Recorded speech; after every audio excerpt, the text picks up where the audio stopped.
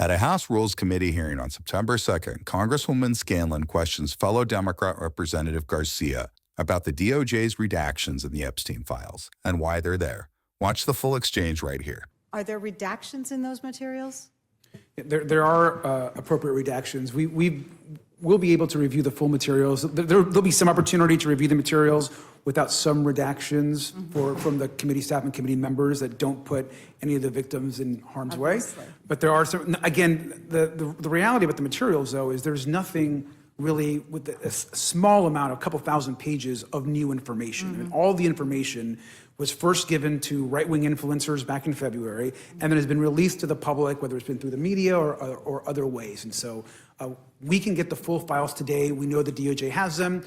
They're not answering our questions. We're asking when are we getting the rest of the files. We get no response.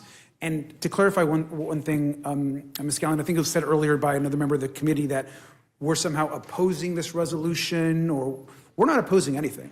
We want full disclosure. If the majority wants to put together a resolution to add to more disclosure, that's fine. But that resolution should in no way supplant the discharge petition or serve as some kind of distraction to not get the full Congress on record to release all the files. Okay. I mean, I guess I was asking about the redactions because there's been reporting that under Attorney General Bondi, hundreds of FBI and DOJ man-hours have been dedicated to redacting all references to the president.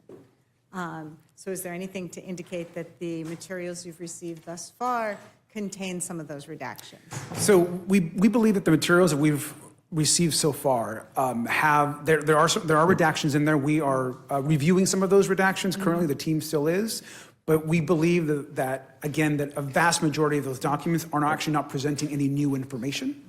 And we do believe there are important and critical documents that we have not yet received from the DOJ that contain important information to this investigation, and we have yet to see those.